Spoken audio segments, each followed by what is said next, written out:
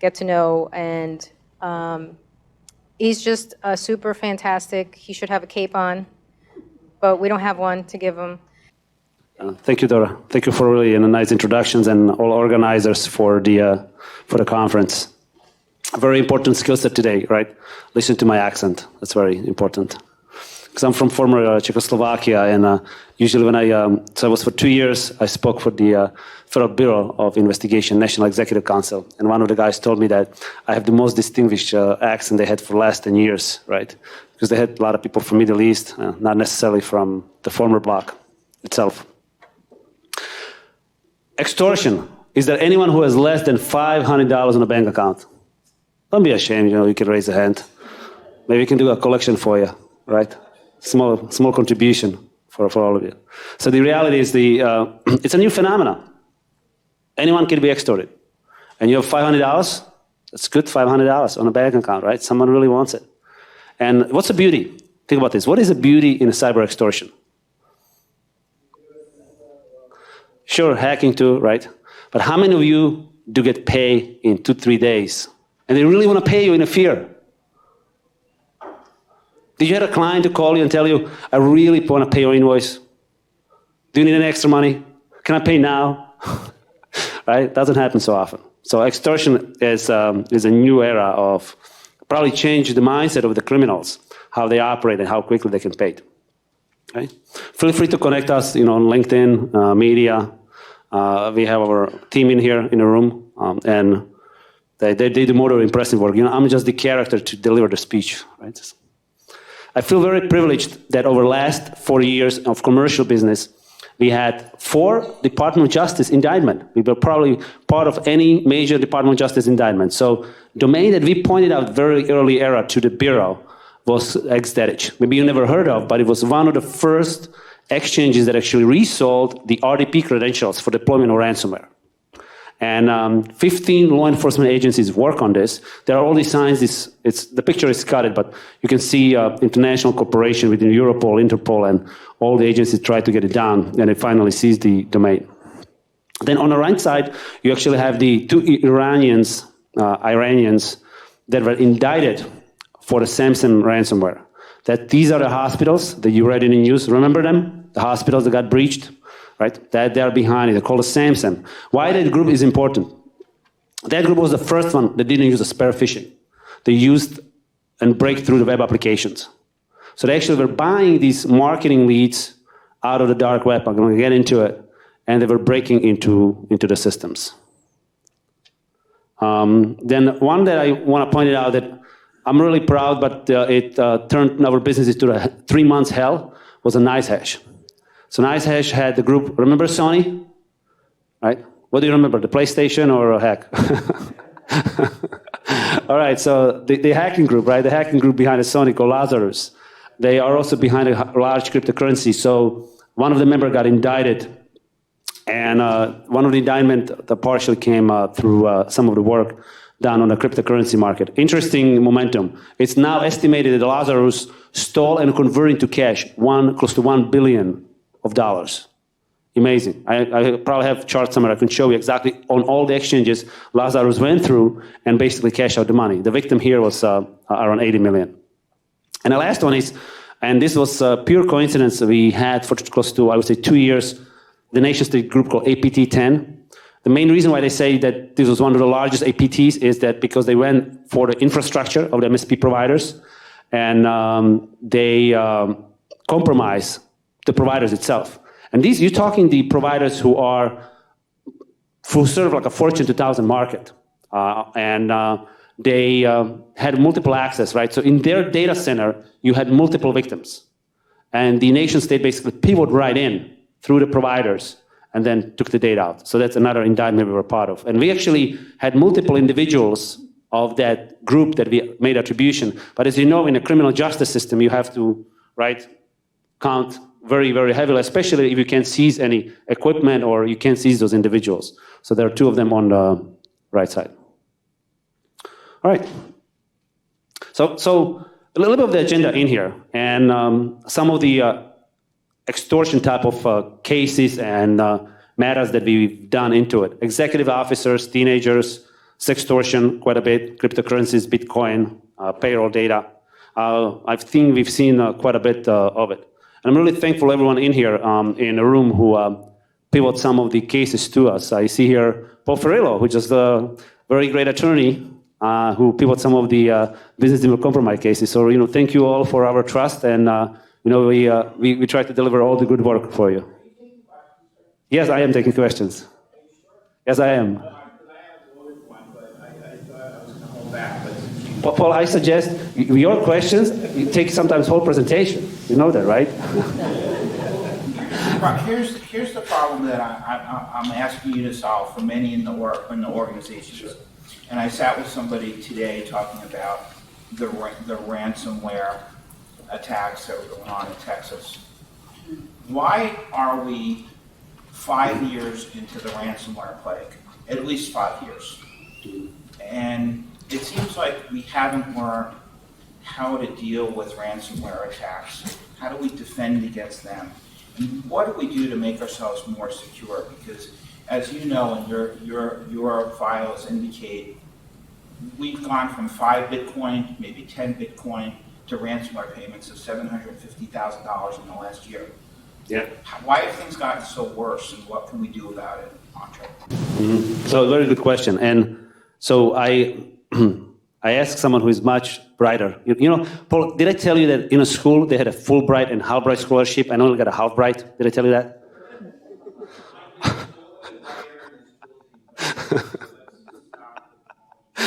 Okay. So I think one of the areas, thank you, Paul. Thank you for kind words, as always.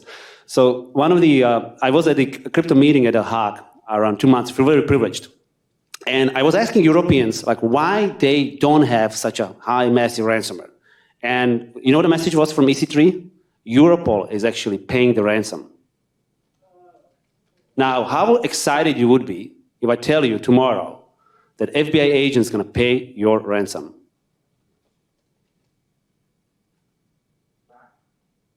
And that's kind of like guys in Europe. It's like, I have to talk to guys at Europol to get my Bitcoins. I'm not really sure I really want to do that. Why don't we just take the Americans? They don't, right? So it's also, I'm not saying it's a blame on the government, but the piece to it is that there's not enough scary momentum, right, for these guys to do it, and you're absolutely right. Another one that I really liked that leaked around 7-8 months ago was Ars Technica article, and last year and a half, I see Billy in here, so thank you for all great work and working with Billy and his team. What we had was everyone who he had actually had cyber insurance. And they knew somehow that, for example, they asked for $3.5 million on a $5 million umbrella. Then another one had a $500,000 umbrella. They asked for $350,000. Right? So how does like a Ryuk and BitPaymer, how do they know? How do they target people they know are going to pay? And Ars Technica ran the article, and I'm not saying it's true, that some of the brokers' data have been breached. And they really picked up the brokers' data. They exactly know who has a cyber, what the policy is, and what you're going to pay. All right, so I think the outside of the, we can blame the corporations, right? And we can blame everyone for not doing the right job, protect, detect, defend. But there are also the outside circle that I think the ecosystem, I think the ecosystem is all wrong. Between us, government, public, private, vendors, every vendor right now is selling solution, including, sorry, I almost misspoke. Everyone is telling you that they help you to defeat the ransomware, right? And it's true, it's not, right? It's not. It's just, and it's going to continue. It's going to continue this momentum until the government steps maybe, or we create a working group basically and fight it. Another one that I didn't like personally was that everyone is so dishonest about this. It's not happening to them. You don't have like a large working group, let's say Fortune 500. Like remember Santa Fe was creating shared assessment? You don't have a large working group and says, we're going to stop the ransom. Because we are the big guys, we have money, we have initiatives, right? And we're going to create this working group and say, we're going to openly say, happened to us, you know?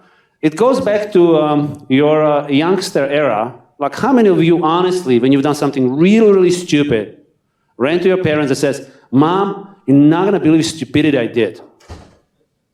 Right? You don't. So raise your hand. right? So no one really wants to say it. And a lot of these things, like you, Paul, said it's not a rocket science. It doesn't require NASA. And even below the Half-Bright scholarship that I got, right, you probably can solve it. But we don't. And I also, often, and you talk to boards, I know Billy talks to boards, that cyber is scary, but every CEO tells you it's a 5% of my problem. The 95% why my business is not going to function. So you can have a lot of scary stories and to tell me, but I have 95% pressure, peer pressure in the industry, why my business, because of marketing, sales team. I tell you, I mean, Steve, every time Steve, I see him, I'm thinking, does he want more money for a sales team? Or is it a good day he's telling me to close another deal? Right? But that's not true anymore. Not anymore? After Marriott and after British Airways and after Capital One, people are getting sued. Yeah, though I agree with you.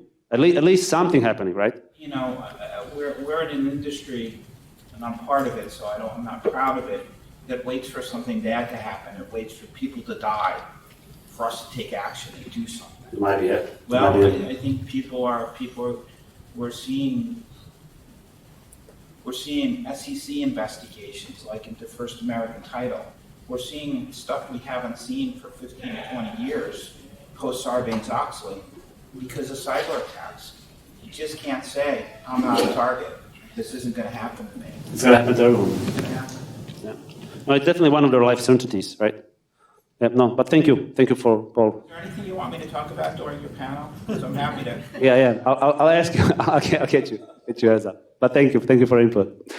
So I like the one of the groups in the early era of ransomware, and what we had was this group that actually a survey at the end, right? And it's kind of interesting, right? From a victim, you become a client, and then you do a survey how well you receive that service from them, right? Did data get encrypted well, right? Did you decrypt it well? Did you get everything back, right? So the threat actors do have some understanding of the quality of the service they need to provide it to you. The one interesting component is that you need to understand that the bad guys are not in here to create enterprise software, right? So that whatever they give you, that executable, if it works, it works. If it doesn't work, it doesn't work. So we had multiple instances where the program did not decrypt it well. Let me give you a very quick example. You have a file share on a computer that's being mapped to a share of documents, and that server get also encrypted. So in the middle of encrypting one and the other, they both get encrypted by the same malware. Right? Issue. Because now we have to either determine the order, or was it partially encrypted, but the other one picked it up and killed it, right? So it is sometimes challenging, and especially on the shares, it's much harder to do that. Just very quickly.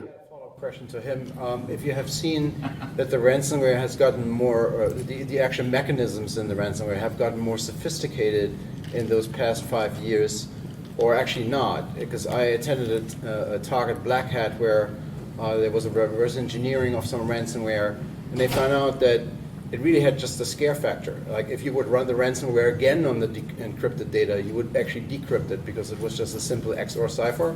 So it would restore the original data by running the ransomware again.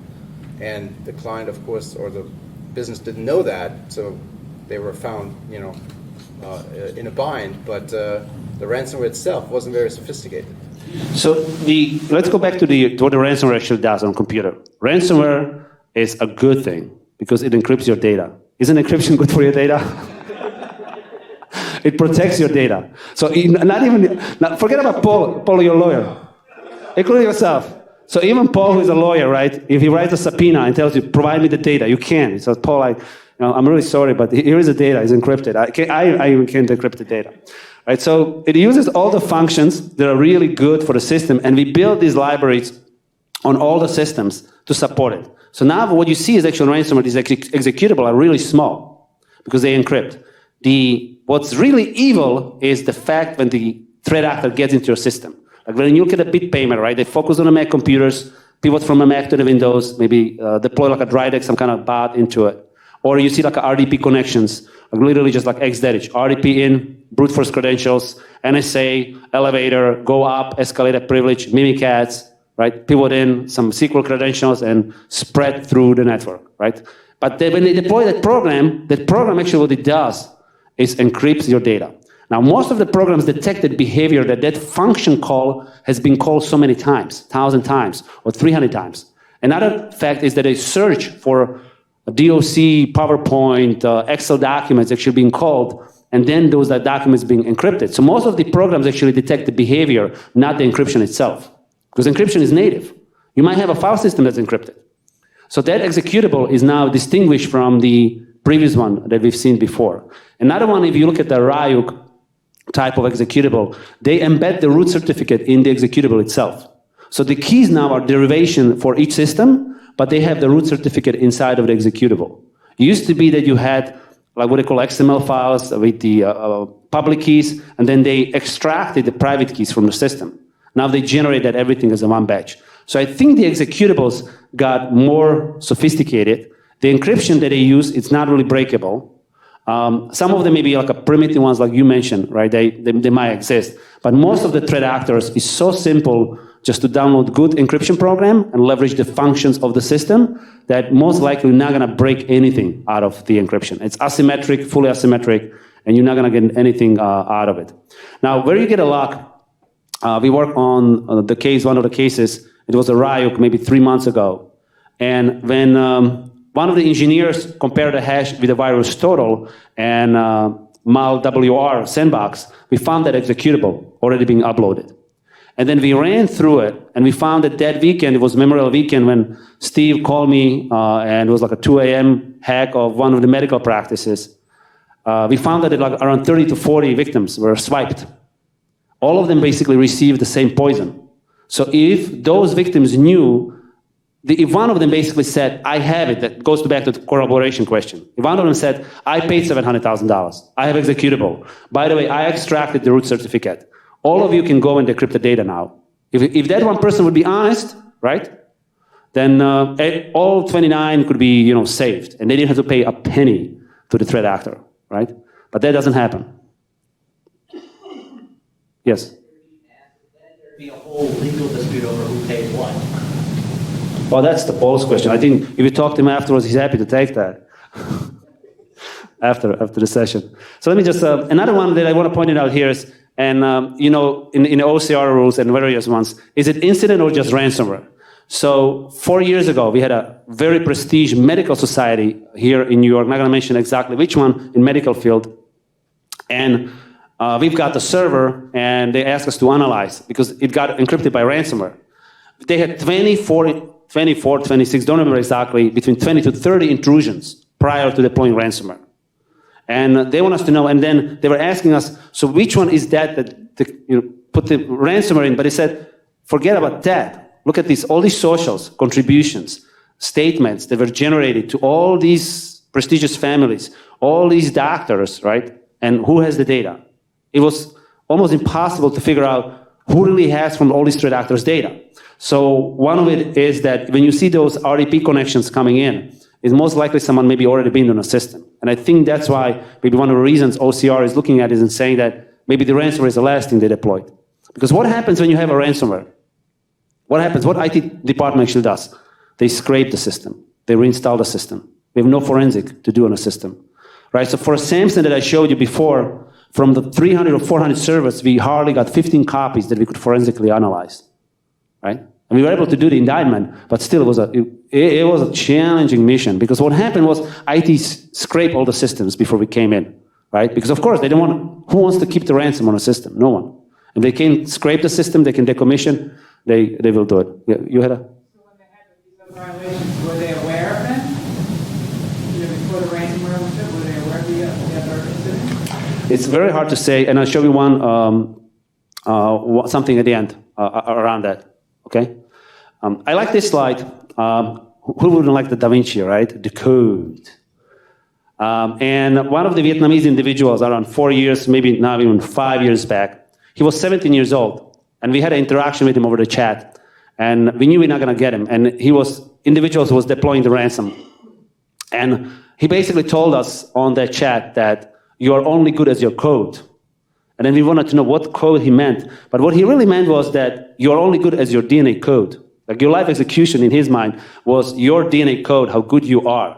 And he also implied to that that DNA code in that software engineer actually defines the software that engineer created. And because humans and our DNA has flaws, therefore security software and any software we create has to have flaws, and he's going to be deploying the ransom. So it's all about the code.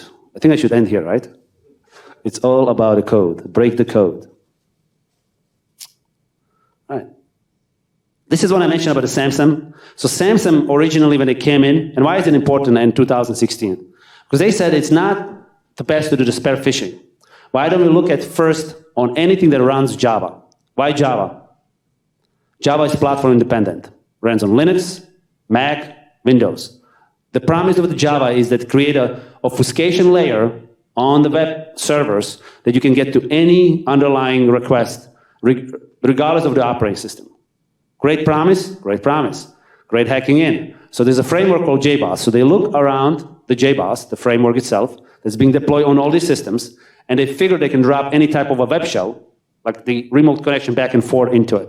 And they create a program, and they started deploying. So that's the origin of a Samsung. The idea is not to do a spear phishing, but to become a millionaire, instant millionaire. 70 million, I think, was estimated year one they did. Right? Massive, massive number. Just breaking into web applications. Very different momentum from the spear phishing. And that, I think that started the entrepreneurial spirit in ransomware that, hey, if you want to really do this, you're going to have a strategy, right? How you go about this. The city of Atlanta, came into them. So this is very good, very well organized and, prestigious group into it. This is the deployment, how they do it, right? So they literally pen test. But this piece is outsourced now. The pen test and an attack is outsourced. They buy this data. And the web shell that we've seen, for example, on those original victims was deployed 3 months prior to the company got actually encrypted and ransomware deployed. Meaning that the marketing team, wherever they were buying the leads from, lined up the victims for them and told them, hey, here's a list of victims that you have ready. For each that marketing lead, we agreed you're going to pay us, $200. And web shell is deployed. Here's the username and password. Go and test it. You want to deploy ransomware? Go. And then they went back and they looked into it, how much they can get, and what would be the proper extortion for that type of entity. Then they exploited, basically put the stolen credentials into it on many instances. On many instances that we've seen is the stolen credentials basically are something that was dumped on the dark web, and they basically just found, and they were able to brute force the administrator because he had enough credentials. So for example, my application has close to 5,000 passwords, and I think last time I checked the statistics on that app, it says over 500 websites that I'm part of has been compromised. But that app actually generates the password for me, right? So these are random. But imagine if I had to put 500 passwords by myself. There's nice prediction probably in my pattern, right? Because my passwords are very sophisticated. For example, I don't put 1, 2, 3, 4, 5, 6. I put a Q at the beginning, right? And it's very sophisticated. So you couldn't predict that very well. Then the credentials, if they have them, right, they use them basically, they sign right into it. Some of them credential at the JBoss, believe it or not, because the deployment of the patches on that system basically removes the security layer, and some of the patches require you to go and reconfigure the JBoss. So some of the admins just basically rebooting the system, actually enter back some of the credentials they disabled before, and now those credentials were available, and the threat actor basically could get into and gain access to the system. Very classical deployment with the tools, deleting the shadows, install the Trojan, ransom, and basically spread it, right? That's the pace. I like this project, and you maybe never heard of, and I feel very privileged. We tried to find this paranoid individual who created this. We actually tracked him in a country in Switzerland, and we found that he's a part of the Swiss CERT, and he has a top security clearance. And we've got actually a phone call with him. And we asked him why he stopped doing this. It was a really great project. And what he was doing is, he created by himself, and he's around 24, 25. We asked him, we ran another event called Qubit Conference in Prague. We wanted to speak. Beautiful mind, beautiful mind. By himself, he created a network of 10,000 computers. This 24, 25 years individual. He created agreements with close to 60 vendors in the cybersecurity space, primarily the malware vendors. he was getting the executables, and he created full automation, like a detonated automations, and all these IOCs. We were using those IOCs very heavily at the early era of ransomware. I wish he continued into it. As you can see, he has, if it's a domain register, you had a host. If it's a malware, right? And he has here what that is. It's a C2C communication, it's a payment side, it's a distribution side, right? He made a good classification into it. Unfortunately, the project died. He decided not to do it into it. Continue. We are often asked like how expensive that is. And I want to tell you, how many of you would like to digitally die tomorrow? You guys don't? No excitement? Come on, it's not a physical, right? It's just going to be digitally dead. It's kind of okay, no? Because you can be born again next day, right? You just copy yourself, no? Online, like you copy the profile and it works, right? So the reality is that, you know, for close to $300, like probably the lowest digital debt is $300, right? It wouldn't be for someone like a Paul. It probably would be maybe a few zeros into it. But the reality is that, you know, they measure, and if they want to hack you, they're going to get you. It's how many of you have seen the U.S. sniper unit coin? Have you seen it? And the first section of the coin has, you can run, you will just die tired. Called the discipline of finishing, right? So the same here with the ransomware guys, right? When they order, the order is ordered, it's being processed, right? They're going to get you. It's unfortunate, but you know it is what it is. But this will give you some kind of idea on the pricing, what that actually is. Okay, I want to get into this one because in New York, I'm going to let you know there are over 300 registered cases of sextortions. They come a lot from these all kinds of dating sites, right? And these are actually all that are in the public news. There are some indictments here into it. We had multiple CEOs being extorted. And it's the same schema, right? They go after insurance, publicity and whatever, right? So it's becoming part of the game on the internet, right? So another type of the extortion. Right? Now, even better than this is this email. And the main reason why I want to show this is, how many of you are familiar with the Nigerian princess? Many, right? And you guys don't believe that anymore, right? Don't. So this email, when it came up first time that you watching the camera and this, I think maybe Steve was already around. We had 2 phone calls coming to the office that week, right when it came out. And I think you were around, right? And one of the individuals says, if that's the only thing I've done, that's fine. Right? Can you check my computer? They really didn't access my computer. That was funny phone call. But the reality on this was that when they get that email out, basically they know something about you. It was just a dump from the sites. They knew your username and password from all these public dumps. For example, havebeenpound.com, if you go and you check your email. And they just told you that, I know your email, I know your password. So our website actually lists all the wallets that we were able to aggregate in a few days for New York metro area. Just for New York metro, maybe a little bit of the Connecticut, a little bit of New Jersey, a little bit of Pennsylvania. We came up with a $300,000 paid in first week. You wouldn't think that someone really goes for Nigerian princess, right?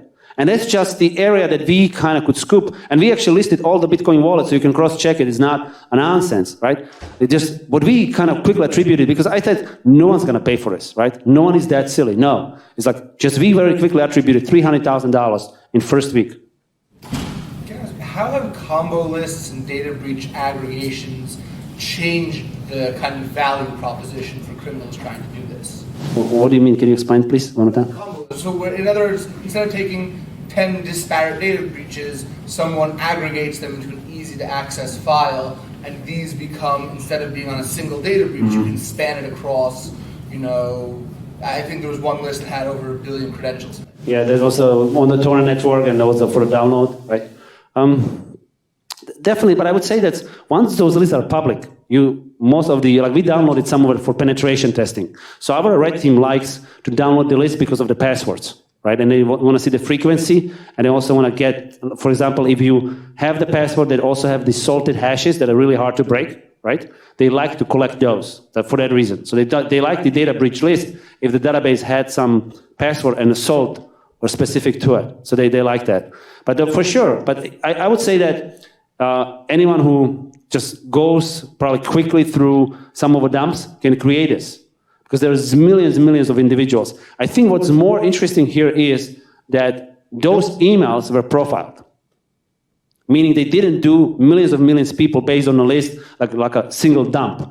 But how did they really profile those individuals through some kind of API to measure the validity of those individuals that they do have some money? Right? It's almost like when you go to a store and you swipe your card. So one of the Samsung victims was this company that is in the space of consumer service, and they determine how old are you and what are your buying habits. And that was one of the victims. So they, for example, at 40 years old, you buy this toothpaste, toothbrush. This is the water that you're buying. What are your really buying habits? So this was really profiled. And the Bitcoin wallets, if you look into them, were really just for that specific email. So they use API as a derivation to basically generate just for those specific emails. So I think that was actually more interesting than just a pure dump. This one was kind of interesting. So this is the first example of the franchise. So she is, I think she was Brazilian or Colombian, and her video was recorded by some threat actors, and she's been converted to 40 languages. She might still be on Facebook, I don't know, but she's been on Facebook for a year and a half, and Facebook didn't take her out. Even a lot of the complaints came in. And she basically lured primarily executives, to do some form of dances for her while she was doing some of the dances. She's got some qualities. She can convince people to do things for her. And some people did things for her, and then she recorded them, and then she posted them back on the internet and claimed them to be sexual predators and all kinds. Not really good, right? On YouTube, be on a YouTube channel in that shape or form. And then she asked for money. So, but she is a true franchise. She's been converted to close to 40 languages. This is the where I think it's become very serious. And maybe you haven't seen this. This is kind of old from 2014. But I saw this maybe like in 2015 or 2016 first time. And I never realized that the most exploited population, we talk about a ransomware, businesses, the most exploited population actually for the Asian market are teenagers. And teenagers, for the reasons that they don't tell the parents, and it's so easy to squeeze the credit card. And there are a few instances where I think there was a British teenager that committed suicide, and she was on a 7 or 8 credit card of her mom. And they were showing, the Interpol was showing one of the units in Philippines how 30 or 40 people basically went after the teenagers, and they really profiled these kids between 15 to 21. And they get them into some stage where they have to cooperate. They do something really silly, and then they pulling money from the parents, right? So it's not a large in terms of payments, but it's a great recurring business for the criminals, right? And creates a lot of psychological pressure on those kids to basically make these payments. So if you Google this, they literally show, and one of the individuals from that rank basically says that, they asking him, he was behind that death of that British teenager, and basically said, they're not people to me. Right? Like cold-blooded, basically. He was 19 years old, said, these are not people to me, They conducted most of the evil on the planet, and I don't really care. Right? And basically, he was the one who recorded the messages, drop dead or make a payment, drop dead or make a payment. So it can get serious. All right, other extortions. All right, quite a bit you can find on LinkedIn. But on a LinkedIn, the way it works is, this is the profile that, for example, I've got. Is LinkedIn had an API, and it was available for some point of a time, that basically made an attribution, who are you the most connected on the network? And your right page, if you didn't have like a really effective number, actually pinpointed. So for example, me and Steve writing messages every day, that API would rank those individuals that I'm the closest with into it.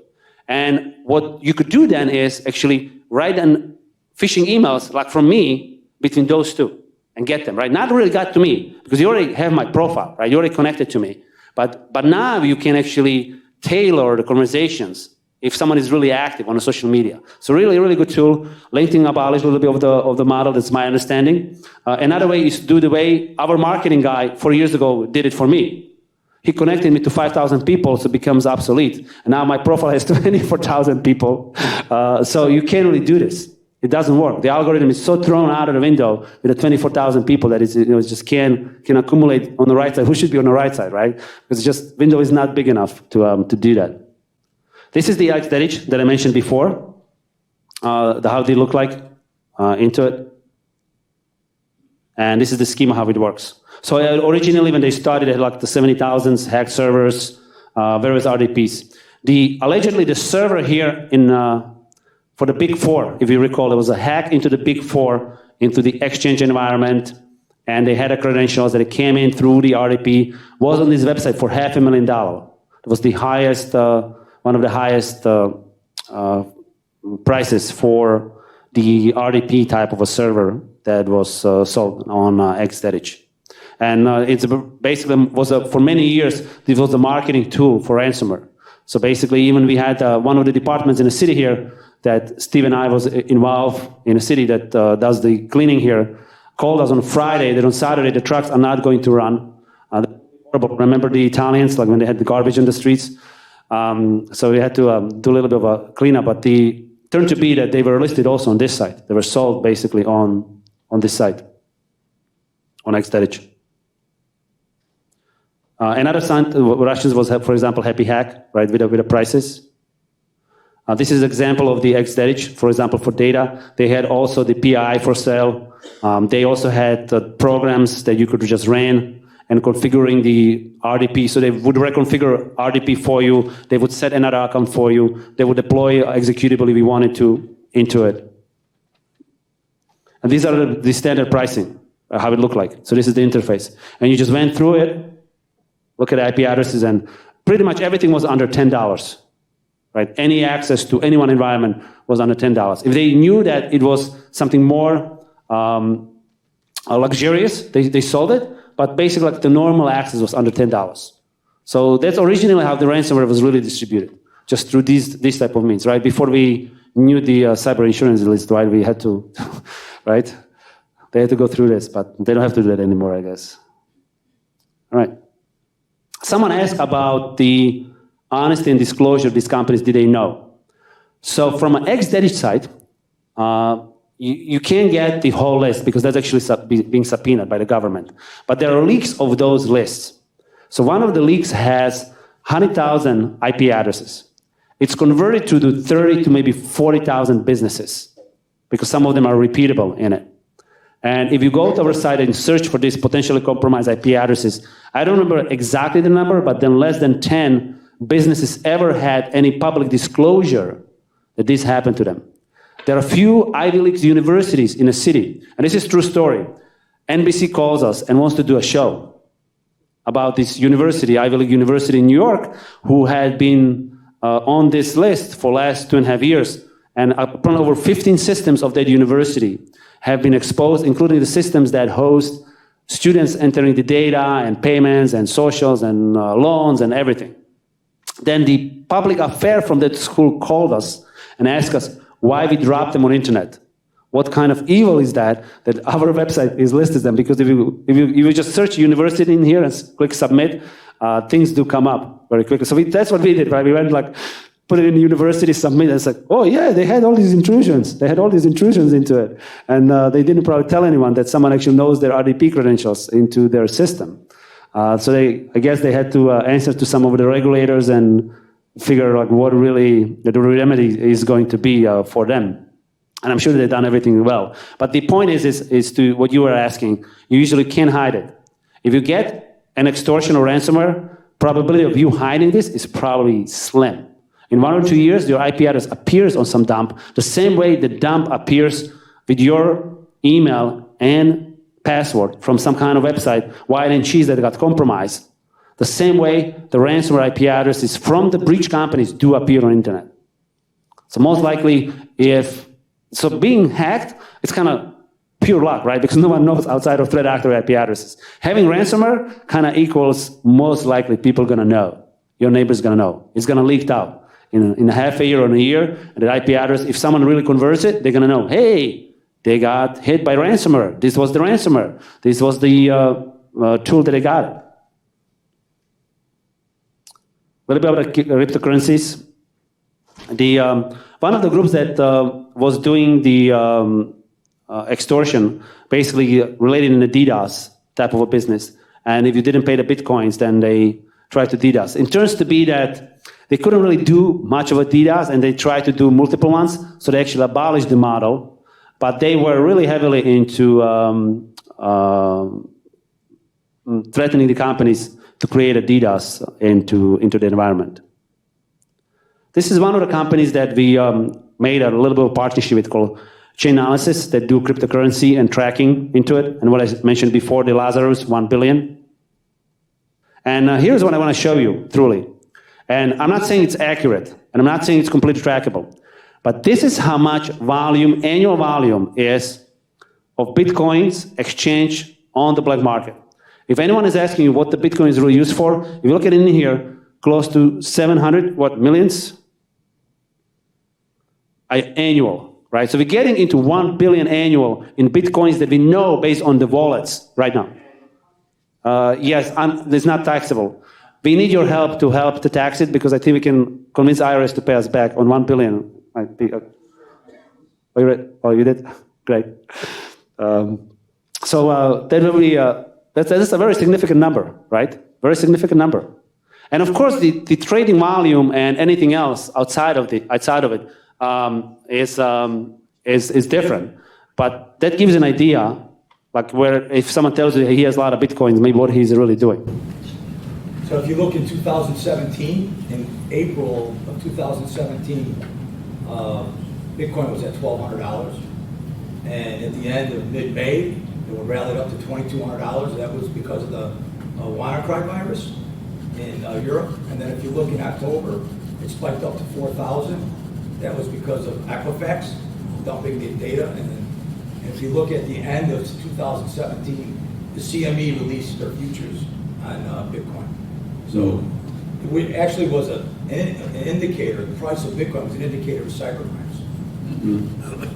Well, definitely. But I would also say that they just want to get paid in Bitcoins, right? So the price is great if the price fluctuates, but they want, for example, in some of the cases that we had like recently, and is that they basically told you, we want $400,000 in Bitcoins, right? And then you convert it to the Bitcoins, and then you actually pay them that in Bitcoins, right? So they have money. They have money in the mind. This is, for example, daily activity, right? All right, so I don't want to leave you blind, right?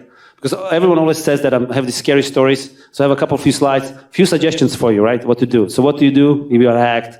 If your company is hacked, like how would you remediate the situation, and what tools do you use for the cyber risk? Some of the slides I like to repeat. So if you already have seen them, fine. If not, it's okay. I like this slide, right? And how do you know you've been hacked, right?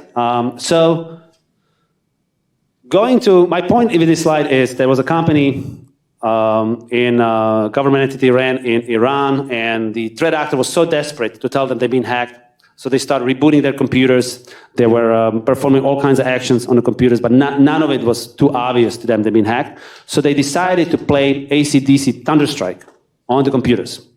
So my point to you is that when your computer is playing music on its own, it's time to wake up, okay? It's you really been hacked, right? It's not just rebooting itself 4 times a day, right? You really been hacked. You have to pay attention to this. But also point is that each of us has so many tools, so many different things, and everyone tells you why it would not happen to them, right? Can you avoid cold? Can you not get a cold, right? You're going to get it. You're going to have something. So we live in an era where you get a cyber sickness. You just don't know if it's going to be cyber cold to cyber cancer. You just don't know. You don't know what you're going to get, right? And the fact that companies thinking, no, it's not going to happen to us, you're going to get it. You just don't know what you're going to get.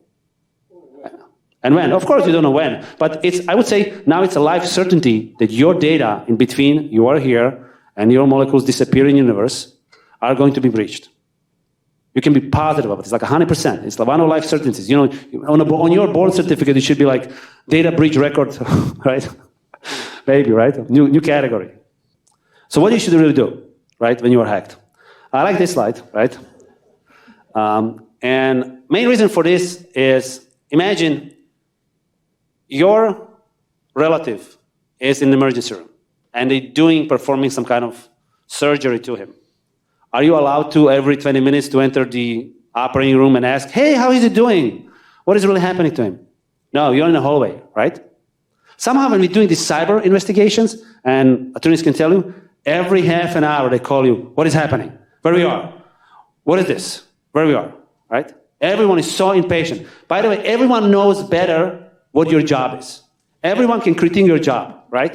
It's almost like a Superman, everyone is flying, and I told you, I told you so. So many times we talk about this, never happened. Remember these passwords? None of it is relevant at that point, right? This is the period when you really need to become, and yes, we had a great run, all of us, right, in a job. So let's keep it that way. When you update your resume, I'm sure you can find another job. But the momentum that we created in this industry is that everyone understands everything is not really good, not healthy for conducting this type of forensic work on investigations, because we actually don't. And I tell you, I don't know much. And I always learn from people like Billy, Paul, and everyone. And I'm listening to them, right? I'm always listening to them. Because you can't be expert in everything. It just doesn't exist, right? And the same for the executives, for the companies. You need to have a patience. Like, things did happen for a reason, right? And it's a normal process. It's, if someone was hacking you for a month, why do you think the forensic company can do this in 3 days? Really, is that what the SOW is, for 3 days? Right? Then maybe I need to update my resume and look for that business who can do something in 3 days. It's not going to happen in 3 days, right? When you have a surgery at a hospital, what happens? Right? They're going to patch up your knee in an emergency room, then you're going to go to the hospital and you're going to go to rehab. How many years? 2? When you start really running well? 1.5 years? Maybe. So why do we think in cyber we can do everything like in a split of a second? Because this technology is just digital, and this is the misconception that it's much harder to overcome with executives and explain them that, no, you can invest it into this, but to do this right, this is a process. It takes time. It's not going to happen tomorrow. It will not happen tomorrow. And we can create a not beautiful SOWs for you, but it's going to take a time to address it. The third one important is how to remediate is that every company has a culture. And to every company that you come, it's what they call like a tribal leadership, or when they do these experiments, like the guy dancing around the fire, and then everyone is dancing, and you ask them, why are you dancing? They said, well, because he's dancing, right? And no one really knows what the dance is about, but that everyone just mimics that dance, and that dance is a culture of that company, the signature of it, right? So every company has it. Every government has it. Every organization has it. And you can't be really judgmental into the organizations just because they have that type of culture. You need to be understanding of that culture and have the reasoning, okay, so it happened to them, they're a victim. Now, how can you help them? And I remember on my old era, when I started at a mathematical physics department, one of the scriptum had a text, when a conversation between son and father. And father was telling to his son, son, people who can't explain them correctly to you and you don't understand them are idiots. Do you understand me? No, Dad. So you don't want to be in that position when you can't explain yourself to the clients. I know that it's always challenging, right, to working with the clients. It is, because guess what? They still don't understand. But it's just the momentum, like the level of understanding in the tribal and the culture is very important. What you should do? Follow the NIST, respond, protect, detect, and analyze, right? The point of it is that it's a process. You can't buy a cyber pill. By the way, we tried to create a cyber pill, didn't work. We didn't get FDA approval. So you will have to follow the process. There's no cyber pill. But we have a pill that when you take it, you feel well. And you don't care about anything. So if you want that, that's actually legal. So you can just take the pill and you feel well, nothing is bothering you, the world is green, and you're cyber secure, right? So those pills actually do exist. They're a little bit for different type of environment. But truly, you have to protect, detect, analyze, right? So conduct some type of assessments, the audits where you are at a snapshot of time, create visibility at your organization through the detection meaning into it, and analyze, right? Always question what you have. So advisory, training, awareness into it. And when response is just natural life cycle, it's not, you shouldn't be looking at when everything fails. No, you're going to get cold. This is natural part of that cycle. You do need to respond issues and challenges that you have as a business. right? You shouldn't be looking at it, oh, everything failed. No, it's just going to happen. Tomorrow, if the military unit starts shooting rockets on your house, and you will call your police station, what are they going to tell you? Then they can't help you, right? So there are forces on the planet that you can sustain the pressure from, even as an enterprise. Keep that in mind, right? So it's not that everything failed. No, your adversary is better than you are. It's like a boxing match. You lost the boxing match. Just sit. Few of the links for the resources that we have in here, okay, and a few of the points. What I want to make is that we live in an era where zero trust is something that you do need to inherit into, right? Like, I look at the mirror in the morning and I don't trust myself. You guys at the level of paranoia? Not yet. Right? So some level of paranoia is needed in life, right? And some level of paranoia for business is also needed. So it's very important. Very important to develop relationship with the vendors and law enforcement. I like what John Felker said from a DHS. Cybersecurity is a team sport. You're not going to win if you're alone, right? This is a team sport, right? So keep that in mind. Look at some of the complete solutions from the providers. Ask, and think about this, you're only good as your code, as the people around you, your advisors, your team. Everyone has tools, right? Even military has guns, right? But if the army doesn't know how to shoot properly, that gun is for nothing, okay? It's for nothing. Think of how can you explain the low probability with the high impact to executives. And practice, training, practice, very, very important. And you're always going to have the unknown unknowns, right? The Rumsfeld speech. Okay, we'll take a few questions, because I see Mr. Osa is guarding here and he wants to get us out, so maybe one. Let me tell you, we're supposed to start at 3:30, but you are such an incredible speaker and you have such incredible knowledge that I let you go overtime. Oh, great, thank you. Thank you. Do we have any questions?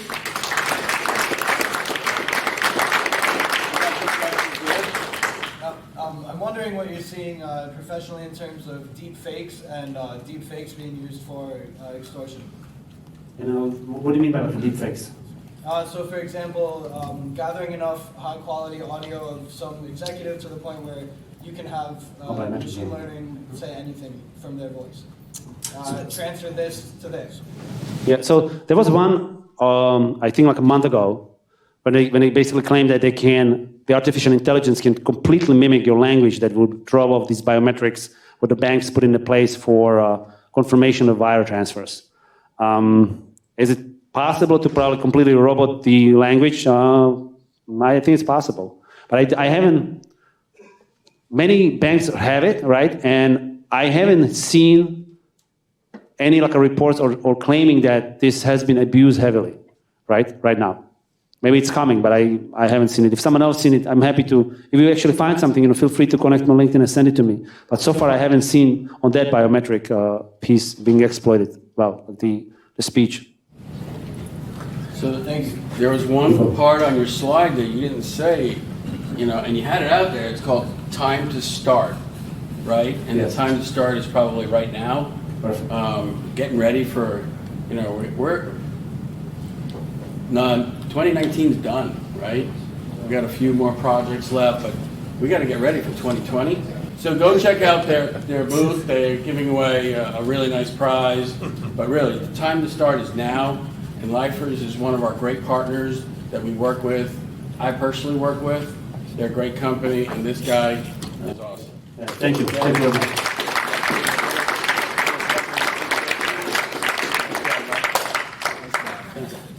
much.